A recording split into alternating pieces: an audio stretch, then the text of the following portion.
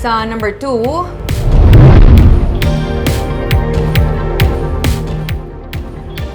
hindi maglubo sa 400 ka pamilya sa Bacolod City ang gin-evacuate bangod sa pagbaha. Epekto man sang Bagyo Egay sa syudad.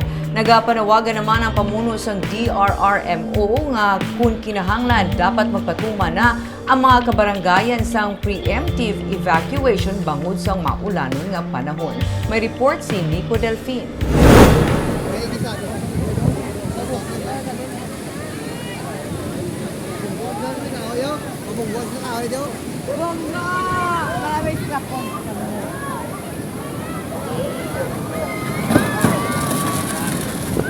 Nasaksiyan mismo sa mga rescuers ang pag-anod sining hayop-hayop sa magsakang tubig baha sa Lupit River sa Purok Neptune sa Barangay Singkang Airport kay inasang aga.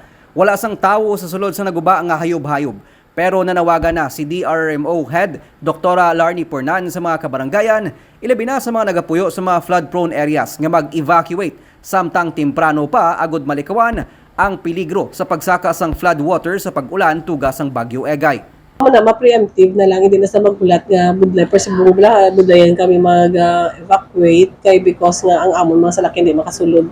Except for the dump trucks na tag-as. So, iba namang nga rescue vehicle, hindi man siya kasulod. Like the ambulance, the L3 namon, isa pa. As of 3 p.m., masobra na sa 400 ka mga pamilya ang nadala sa mga separado nga mga evacuation centers sa Bacolod.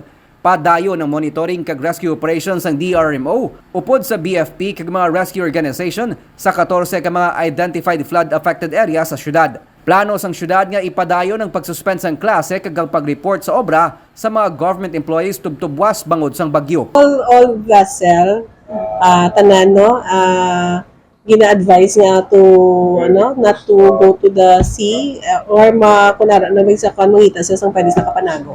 Kaya grabe dyan sa buong hangin. Actually, kaginas. Magluwa sa mga evacuation areas, nakahanda naman ang mga relief goods, mga bugas kag dilata, pati na hygiene kit sang DSSD para sa mga evacuees. May mga LGU man sa Negros Occidental nga nagsuspend sang klase kag trabaho bangod sang pag-ulan.